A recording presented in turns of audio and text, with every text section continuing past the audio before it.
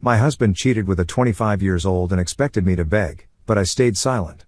Then one slap, a custody war and a court decision he never saw coming. I'm a 42-year-old male, and after being married to my husband for 10 years, he wants a divorce because he found someone else but got mad when I didn't care. So, a couple of weeks ago, I was getting ready for this work event, right? We were all supposed to meet up and have a good time. And honestly, I was looking forward to just getting out of the house for once. Anyway, as I'm putting on my shoes, my husband, well, ex-husband now, Daniel, comes up to me and says, "We need to talk." And I'm like, okay, sure. What's up? Thinking it's something normal, like a bill or something about the kids, but nah. He goes, "I've met someone. I'm leaving." Just like that. Now, we've been married for 10 years, together for 15, and we've got 2 boys, Owen and Logan, 12 and 11. So, this wasn't just some casual breakup. You know, this was the end of our family, our marriage, everything. And the crazy part is I didn't even feel that heartbroken about it. Like, yeah, I was hurt, but the relief I felt almost overpowered that. I guess I was waiting for this to happen for a long time. We hadn't been happy for a few years now. We were living more like roommates than a married couple, only talking about the kids or what groceries we needed. Honestly, the only time we really acted like we were still married was in the bedroom. And even that had been kind of, well, not great for a while. But still, hearing him actually say it out loud, that he was leaving me for someone else, it hit different. I felt like, okay, so that's it then. I was relieved that at least one of us had the guts to call it quits. But at the same time, I was wondering why now?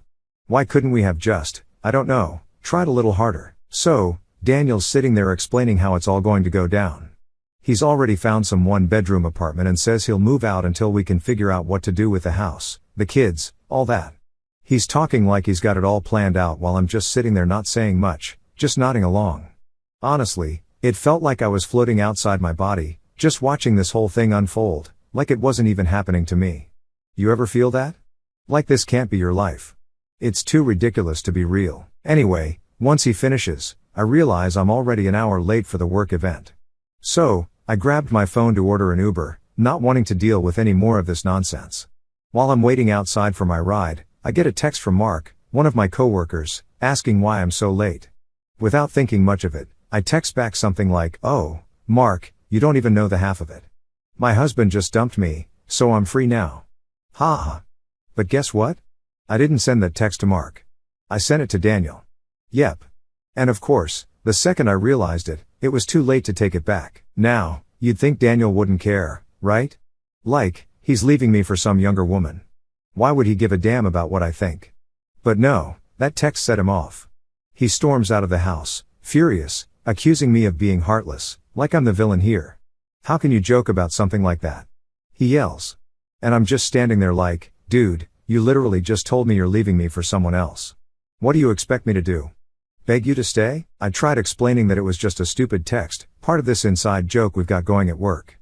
I mentioned how a bunch of my coworkers have been splitting up recently, so we've been joking about how our department is cursed, like whoever works there is doomed to get divorced. But did he care? Nope. He was too pissed about the fact that I wasn't falling apart the way he probably expected me to. It's like he wanted me to beg or cry or something, but I was just done. And honestly, I think that's what pissed him off the most, that I wasn't falling apart over him leaving. So now, instead of sticking to his grand plan of moving out, Daniel decides he's going to stay. Suddenly, he's not so sure about the divorce. He's going back on everything he just told me. And instead of having a rational conversation like adults, he starts ignoring me, giving me the silent treatment. Anytime I ask him about his plans, like when he's moving out, he just brushes me off or straight up doesn't answer. One day, in one of the few conversations we actually had, he says something about how he was going to be generous with me during the divorce, but now, because of that stupid text, he's going to take me for everything I've got. I'm not even kidding. He really thought that text was some kind of betrayal. I just looked at him and said, "You can't take what I don't care about. All I want is my freedom." And that's when he lost it. He slapped me right across the face, hard. I never ever thought he'd do something like that. In all our years together, he'd never laid a hand on me. I was in shock. It wasn't even the pain that got me, though. It was the fact that he did it. Daniel, the man I trusted with my life for over a decade, the man who was the father of my kids. And the weirdest part? Later that night, I heard him crying in the bathroom like he was the one who was hurt. I couldn't wrap my head around it. How do you go from slapping your wife to crying like you're the victim? I'm 42. Daniel's 45. We've got 2 boys who have no idea what's going on. I moved into the living room because I couldn't stand to sleep next to him after that. But of course, he's acting like I'm the one who's done something wrong. He's refusing to move out, dragging his feet on the divorce, and now he's talking about taking the house, the kids, everything. All because I didn't cry when he told me he was leaving. At this point, I'm just waiting it out. I've already got a lawyer, and I'm documenting everything. I didn't think it would get this bad, but here we are. It's funny how quickly things can spiral when someone's ego gets bruised. So things went from bad to worse after that whole slap incident. I guess I thought, okay, this is rock bottom. But no, Daniel found a way to make everything even worse. He started acting like I was the one in the wrong, like he would give me these cold, dead stares when we were in the same room. And any time I tried to bring up the divorce or the kids, he would just act like I didn't exist. I remember one night I was in the kitchen cleaning up after dinner, and he comes in, completely ignores me, walks past like I'm invisible. Then out of nowhere, he says, "You know, I was planning to make this easy on you. I wasn't going to make things difficult, but now you're going to regret that text for the rest of your life." I just stood there staring at him, trying to figure out if this was real. He's mad about a text. I didn't even cheat on him or anything. It was a dumb joke, and it wasn't even meant for him. But here we are with him acting like I committed some unforgivable crime. He even had the nerve to tell me he's going to take me for everything. Like our kids, the house, and my peace of mind weren't enough for him. I asked him straight up, "What are you talking about? You're leaving me. You've already moved on." He just smirked and walked away without saying anything else. It was like living with a stranger. No, worse.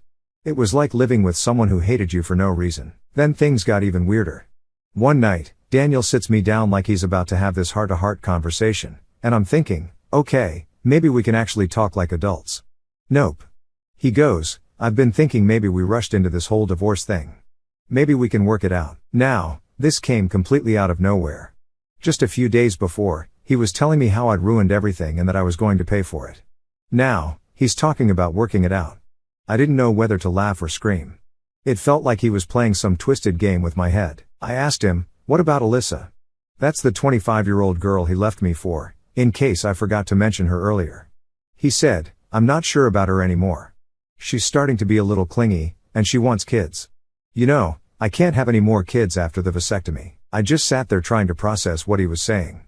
So, he's already having problems with his new girl. And now he wants to maybe try to fix things with me, like I'm some backup plan in case his fling doesn't work out. No, I wasn't having it. But of course, he keeps pushing. He starts reminiscing about the good times we had, talking about how we've got the kids, how we've built a life together. And honestly, for a split second, I almost thought about it. I almost considered what it would be like to try again for the kids, for the house, for whatever. But then I snapped back to reality and remembered the slap, the threats, and the way he treated me like garbage just days ago. I told him, "Daniel, we haven't been happy for years. You checked out a long time ago, and so did I. We're just holding on to something that doesn't exist anymore." He just stared at me for a minute like he couldn't believe I was rejecting him. Then he says, "Fine, I'll move out, but don't expect me to go easy on you in the divorce." And that was the end of that conversation. As if things couldn't get worse, our kids started picking up on the tension. Owen, our oldest, came to me one day and asked if everything was okay. He's 12, but he's smart. He knows something's up, even if we hadn't told him anything yet. I tried my best to reassure him, telling him that sometimes parents just have problems, but it doesn't mean we love him or his brother any less. But Owen wasn't buying it. He asked me, "Is Dad leaving us?" That question hit me like a ton of bricks because how do you even answer that? I didn't want to lie to him, but I also didn't want to give him the whole truth just yet. So, I told him, "Dad's going to be moving out for a while, but you'll still see him. He loves you both very much." Owen just nodded and didn't say anything else, but I could tell he was upset. He walked away, and I just stood there feeling like I'd failed. I'd failed as a wife, and now I felt like I was failing as a mom, too. All I wanted was for my boys to be okay. But this whole mess was affecting them more than I realized. Then Logan, our youngest, came up to me later that night, and he was crying. He asked, "Is it my fault? Did I do something wrong? Is that why Dad's leaving?" That just broke me. I sat him down and tried to explain that it wasn't his fault at all, that this had nothing to do with him or Owen. But how do you convince a kid of that when everything around him is falling apart? The next day, Daniel had a full-on meltdown. He comes home from work, slams the door, and starts ranting about how his new relationship with Alyssa is already falling apart. Apparently, she was mad because he wasn't committing fast enough, and she wanted to know if they were going to move in together soon. I couldn't believe what I was hearing.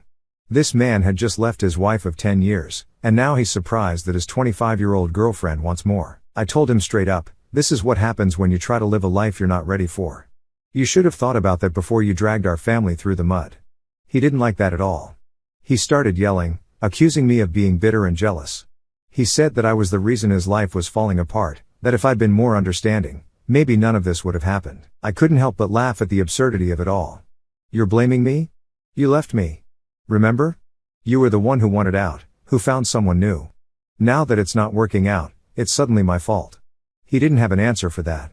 Instead, he just stormed out of the house, slamming the door behind him like a teenager who didn't get his way, and I realized in that moment that I was completely done. There was no going back, no reconciliation, no working it out. This was the end. And honestly, I was okay with it. That night, I made up my mind. I was going to find a new place for me and the boys, and I was going to file for divorce as soon as possible. I didn't care what Daniel did or didn't do anymore. I just needed to protect myself and my kids from his toxic behavior.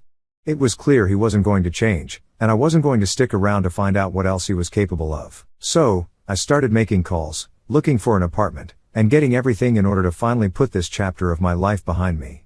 And honestly, it felt good. For the first time in months, maybe even years, I felt like I was in control of my own life again. So, after I made the decision to get out of this mess and start looking for a new place, things got even more complicated, especially with Daniel's behavior becoming more unpredictable. It was like he couldn't decide if he wanted to be the villain or the victim. And honestly, it was exhausting. Every day was a different mood.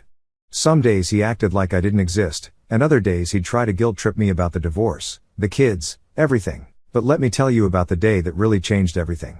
One afternoon, I'm picking up the kids from school, and Owen's phone starts buzzing like crazy. At first, I didn't think much of it. He's 12. His friends text him all the time. But then I hear him go, "Why is Dad calling me? He never calls me during the day." Now, that got my attention. Daniel had been pretty distant with the boys ever since all this started. So him suddenly calling during school hours was weird. I tell Owen to answer, and all I hear is this loud, panicked voice on the other end. Daniel's yelling something about how Alyssa had left him, how he didn't know what to do. I couldn't make out everything, but I caught bits and pieces like she's gone and what am I supposed to do now? Owen just stared at me with wide eyes, completely unsure how to handle it. So I grabbed the phone and asked Daniel what was going on. Turns out Alyssa had packed up and left him. No warning, no note, nothing. Just gone. Apparently, she had gotten fed up with him not committing fast enough. And when she realized he wasn't going to move in with her anytime soon, she bailed. Honestly, I wasn't surprised. I mean, what did he expect? She's 25 and clearly wasn't about to wait around for a guy who was still tied up in a messy divorce. But the fact that he called Owen first? That was a new low. Like, why would you drag our kid into this? I told Daniel, look, I don't know why you're calling him about this. It's not Owen's responsibility to deal with your relationship problems. He didn't like that, obviously. He just kept going on about how Alyssa was the best thing that happened to him, how he didn't know how to handle it, and how I wouldn't understand. Yeah, I wouldn't understand being left. The irony was wild. After that phone call, Daniel went full victim mode. He started acting all pitiful around the house, moping like a teenager who just got dumped for the first time. But the worst part? He started trying to use the boys to get sympathy from me. I don't know if he thought I'd magically forgive him because he was sad, but it wasn't working. I was done, and nothing was going to change that. One night after putting the boys to bed, Daniel sat down across from me at the dining table and started with, "I'm really struggling." You know, I could tell where this was going, but I just let him talk. He went on about how hard things had been since Alyssa left, how he was trying to make sense of everything. And then he hit me with this, "Maybe we could try again for the boys." For the boys, of course. He brought them into it. I couldn't believe it. It was like he forgot everything that had happened between us, like the slap, the threats, the fact that he was the one who decided to leave me in the first place. I stared at him for a second, just trying to process how he thought this was going to work. "No, Daniel," I said. "We're not getting back together. You made your choice, and we're sticking to it. This isn't about the boys. It's about you trying to fix something that's broken beyond repair." He didn't take that well. He slammed his fist on the table and got up, pacing around the room. "So, what? You're just going to throw everything away? We've got a family, for God's sake. I'm not throwing anything away, I said, trying to keep my voice calm even though I was boiling inside. You did that when you decided to leave for someone else. This is the consequence of your actions, not mine. He stormed out of the room after that, but the damage was done. I knew he wasn't going to stop trying to manipulate the situation, and I had to protect myself and the boys from his chaos. The breaking point came a few days later. I had been trying to keep everything as normal as possible for the kids, school, dinner, bedtime routines, all that. But Daniel was becoming more erratic by the day. He wasn't showing up for the boys like he used to, always making excuses for why he couldn't take them to soccer practice or help with homework. And when he was around, it was like walking on eggshells. The tension in the house was unbearable. One night, Owen came to me and asked, "Why does Dad seem so mad all the time?" That question broke me. I didn't want my kids to feel the weight of our problems, but it was clear they were noticing everything. I tried to explain it in a way that a 12-year-old could understand, telling him that sometimes grown-ups go through tough times, and it wasn't his fault. But Owen's smart. He knew more than he let on. A couple of days later, Daniel was supposed to pick the boys up from school, but he didn't show. No call, no text, nothing. I ended up leaving work early to grab them. And when I got home, Daniel was just sitting on the couch staring at the TV like nothing had happened. I asked him why he didn't pick up the kids, and he just shrugged. I lost it. Are you serious, Daniel? You didn't even have the decency to call. The boys were waiting for you. He barely looked up from the TV and said, "I forgot." It's not a big deal. Not a big deal. That was it. I couldn't handle it anymore. I realized then that I wasn't just done with the marriage. I was done with him as a person. This wasn't the man I married, and there was no going back from here. That night, after the boys were in bed, I made a decision. I was done waiting for him to figure his life out. I'd already found an apartment, and it was going to be available in a couple of weeks. I didn't care if Daniel tried to make things harder for me. I was going to get out with or without his cooperation. I started packing the things I needed, slowly at first, just the essentials. I didn't want to tip him off too early, but I knew the moment was coming where I'd have to tell him I was leaving, and I had to be ready. The hardest part was knowing I'd have to break the news to the boys.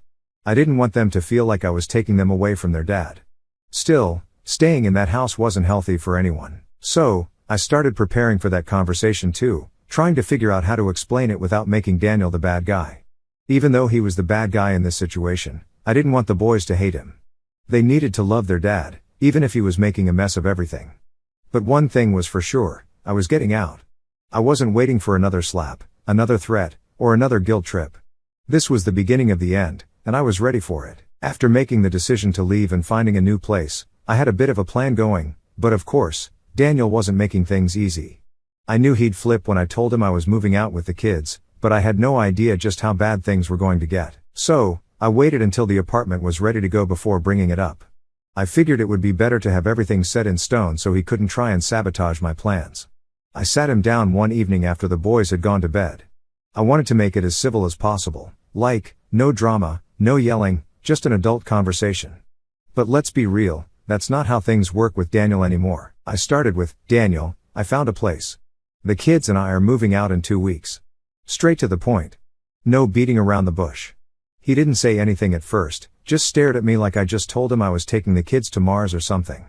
Then he stood up, paced around the room a bit, and finally blurted out, "You're not taking my kids away from me." Now, mind you, this is the same guy who couldn't even be bothered to pick them up from school half the time. But now, suddenly, they're his kids, and I'm the villain for trying to leave a situation that's been toxic for months. I tried to keep calm, though. I told him, "Daniel, I'm not taking them away from you. You'll still see them, but this environment isn't good for any of us anymore." He didn't want to hear it. He started accusing me of brainwashing the boys, turning them against him. And that's when things started getting heated. He was pacing back and forth, raising his voice, throwing every accusation he could think of at me. He even brought up that stupid text again, the one I accidentally sent him instead of Mark. Like, dude, really? We're still on that? At some point, I realized talking to him was like talking to a wall. He wasn't interested in actually having a conversation. He just wanted to make me feel guilty for moving on. So, I stopped responding and just let him vent. He stormed out of the house after that, slamming the door behind him. I knew that was just the beginning of what he was going to do next. Over the next few days, things got ugly. Daniel started throwing legal threats at me, saying he was going to fight me for full custody. He even told the boys that I was taking them away from their dad, which of course confused and upset them. I had to sit Owen and Logan down and explain that I wasn't taking them away, that they would still see their dad, but we just couldn't all live together anymore. Owen, being the older one, tried to put on a brave face, but I could tell he was struggling. He asked, "Does Dad hate you now?" And I didn't even know how to answer that. It sure felt like Daniel hated me, but I couldn't tell the boys that. Instead, I told him, "No, your dad and I just have different ideas about what's best for the family right now." It was the best I could do without making it sound like their dad was losing it. Meanwhile, Logan was having a harder time. He's always been more sensitive, and the idea of leaving the only home he's ever known was freaking him out. He asked me, "If we move, will Dad come, too?" That one hit hard. I had to explain again that Dad would still be around, just not living with us, and I could see the confusion on his face. This was the part I dreaded the most, the impact it was having on the kids. 2 weeks later, I finally moved into the new apartment with the boys. It wasn't huge, but it was ours, and that was all that mattered. The first night there, after putting the boys to bed, I sat down in the empty living room and just breathed. For the first time in what felt like forever, I didn't have to deal with Daniel's constant mood swings or the tension that had been hanging over the house like a storm cloud. It was quiet, and that quiet felt like freedom. Of course, that peace didn't last long. The next morning, I got a call from Daniel. He was completely losing it on the phone, telling me I had ruined everything and that the boys were going to hate me for breaking up the family. I just listened, letting him rant. But what came next caught me off guard. "I'm bringing Alyssa back," he said. "Or she's going to move in, and the boys will see what a real family looks like." I almost dropped the phone. Alyssa, the girl who left him because he wouldn't commit, was somehow back in the picture now. I didn't know whether to laugh or cry at the absurdity of it. I told him, "Daniel, you can't just bring someone into the boys' lives like that. They're already going through enough." But he didn't care. In his mind, this was his way of fixing things. He thought that bringing Alyssa back would somehow make him look like the good guy, like he was rebuilding the family, even though it was all a complete mess. I hung up, knowing that this wasn't the last time I'd have to deal with his nonsense. A couple of days later, the boys went to spend the weekend with Daniel, and sure enough, Alyssa was there. When they came back, Owen was quiet, and Logan seemed confused. Owen, being older, understood what was happening, and he didn't like it. He told me, "Dad's trying too hard. He acts like everything's fine, but it's not." Logan, on the other hand, was more innocent about it. He asked, "Is Alyssa going to be our new mom?" That question hit me like a punch to the gut, but I kept my cool. I told him, "No, sweetie. You only have one mom. Alyssa is just Dad's friend." But I knew that wasn't enough. Daniel was pushing Alyssa into their lives way too fast, trying to replace me, and it wasn't fair to the boys. I could see it in their eyes. They were confused, hurt, and unsure of what was happening. And I hated that they were stuck in the middle of all this. The final straw came a few weeks later. Daniel called me again, ranting about something. And then he said, "I'm going to fight you for full custody. The boys deserve to be with me. You're unstable." Unstable? He called me unstable. The man who couldn't keep his relationship with a 25-year-old together, who couldn't pick his kids up from school, and who slapped me during an argument was calling me unstable. That's when I knew I had to fight back. I couldn't let him drag me through the mud and confuse the boys any longer. I called my lawyer that night and told him to prepare for the worst because Daniel was clearly not going to play fair. This wasn't just about me anymore. It was about protecting the boys from the chaos their father was creating. And if that meant going to court and fighting tooth and nail, then so be it. I wasn't going to let him mess up their lives just because he couldn't handle his own. That's when everything changed. Things got pretty wild after Daniel dropped that "I'm going for full custody" bomb on me. I knew he wasn't going to make this easy, but I didn't expect him to go that far. It was like everything was a game to him. One minute he's begging for us to get back together, and the next he's threatening to take the boys away from me. Honestly, at that point, I was just exhausted. But I couldn't let him win. This wasn't just about us anymore. It was about protecting the boys from the mess he was creating. So, I did what I had to do. I lawyered up. I'd already been talking to my lawyer, but now it was time to get serious.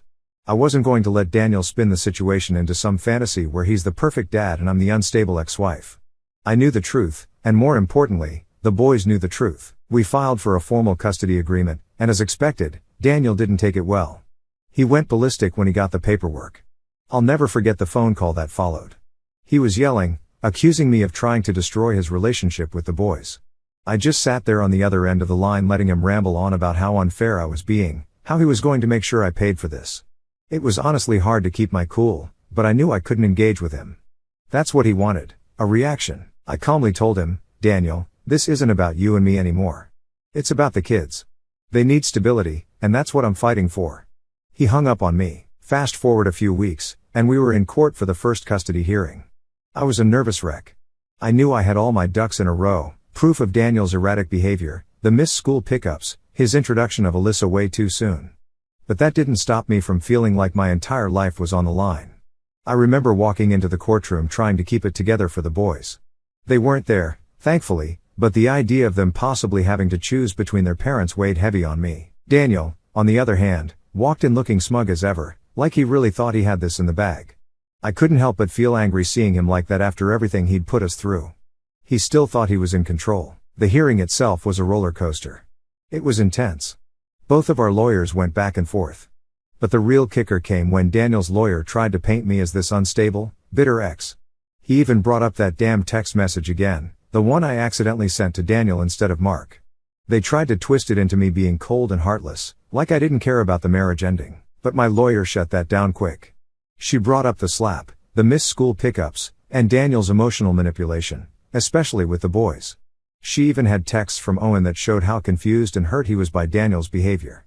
It wasn't just about me anymore. It was about what was best for the kids. After hours of back and forth, the judge finally made a decision. And I'll never forget the relief I felt when I heard her say that I would get primary custody of the boys. Daniel would get visitation, but it would be supervised at first, considering everything that had happened. It wasn't a complete win, but it was a huge weight off my shoulders. I could breathe again knowing that the boys wouldn't be caught in the middle of Daniel's chaos. I wouldn't have to worry about them being used as pawns in his twisted game anymore. Of course, Daniel didn't take the decision well. He stormed out of the courtroom like a toddler having a tantrum, mumbling about how unfair everything was. I didn't even look at him. I didn't need to. I was done giving him any more of my energy. But the drama didn't end there. Later that night, he called me, and at first I thought he was going to scream and yell like usual. But instead, he was crying, full-on sobbing into the phone about how he couldn't believe this was happening, how he never thought things would end like this. I won't lie, there was a small part of me that felt sorry for him. I mean, this was the man I'd spent 15 years of my life with, the father of my kids. But that sympathy didn't last long. He had made his choices, and now he was facing the consequences. I told him, "Daniel, this is what happens when you don't take responsibility for your actions. You're still their dad, but you need to get your life together if you want to be in their lives." He hung up on me again. In the weeks that followed, things started to calm down a bit. The boys were adjusting to our new routine, and I was doing my best to give them a sense of normalcy. Owen was still pretty quiet about everything, but he seemed relieved that the worst was over. Logan, on the other hand, was starting to bounce back to his old self. He'd always been more carefree, and I could see him relaxing now that we weren't living in constant tension. Daniel surprisingly started showing up for his supervised visits. I wasn't sure what his angle was at first, whether he was genuinely trying to make things right or if he was just trying to save face. But as time went on, he seemed to be making an effort, at least when it came to the boys. I wasn't ready to forgive him for everything, though. He still had a lot to prove, and to be honest, I didn't trust him enough to let my guard down. I wasn't going to let him drag us back into his mess again. A couple of months after the custody battle, I got a letter from Daniel. It was long, full of apologies, explanations, and promises that he was working on himself. He admitted that he had been wrong about a lot of things, leaving for Alyssa, trying to force a relationship with the boys before they were ready, and most importantly, how he treated me. Reading that letter, I felt a mix of emotions. Part of me was angry that it took him so long to realize what he'd done. But another part of me was relieved. Relieved that maybe he was finally starting to see the damage he'd caused. Maybe, just maybe, there was hope for him to be a better father to our boys. I didn't respond to the letter. I didn't need to. My focus was on moving forward, on building a new life for me and the kids. And for the first time in a long time, I felt like I could finally do that.